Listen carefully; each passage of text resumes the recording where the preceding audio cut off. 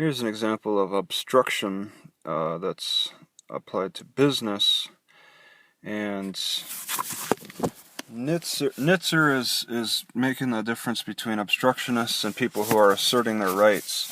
And it sounds similar to a situation where you could apply it to being a policeman and somebody asserting their rights or being an obstructionist. I was labeled an obstructionist by McIntosh a few months back, and I don't think that's right, because I was letting him have his say, just like Nizer in the book My Life in Court from about 1961. So this is old, but I think the values of the difference between obstruction and asserting your rights is pretty similar. I mean, the Constitution is supposed to maintain its integrity since it was written.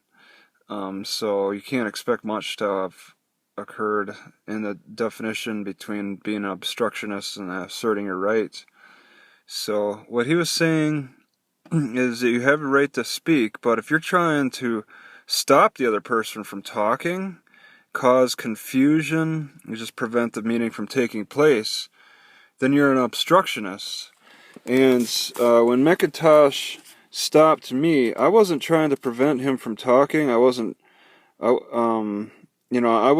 trying to make a trade like you do in business, like they do here.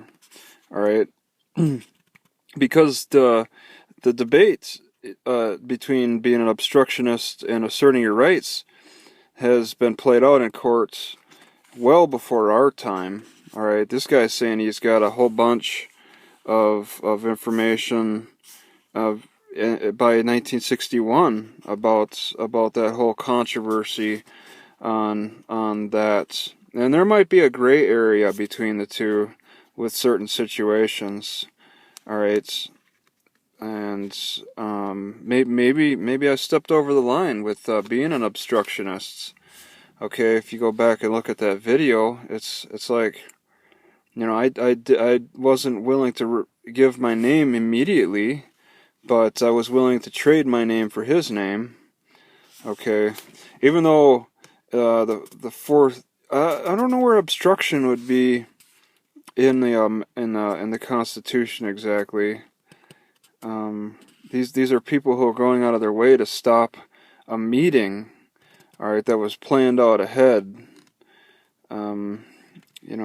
I would actually the court was the trial was prevented because the prosecutor couldn't argue even beyond my Fourth Amendment rights.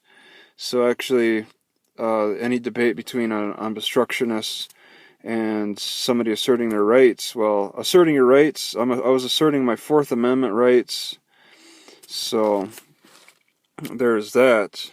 So I guess what you would say is, when he's talking about rights, well, he's not exactly talking about Fourth Amendment rights here. I was asserting my Fourth Amendment rights, but these stockholders were towing the line between obstructionists and other types of rights. And they had the right to vote in this proxy battle.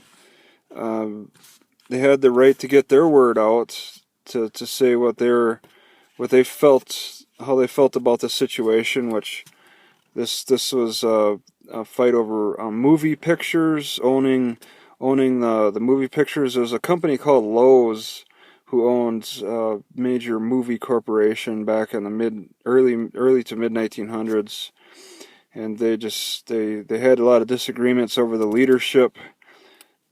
Proxy battles or something else, but you have these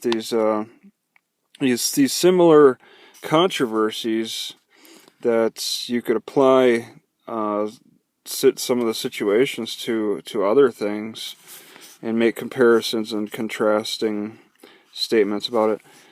Anyone who prevents the determination of this meeting will be in contempt of court.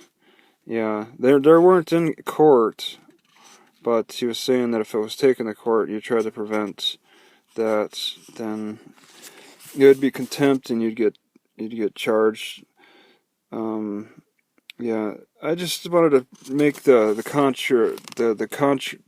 compare the obstruction to asserting your rights. And this is I found to be an interesting example.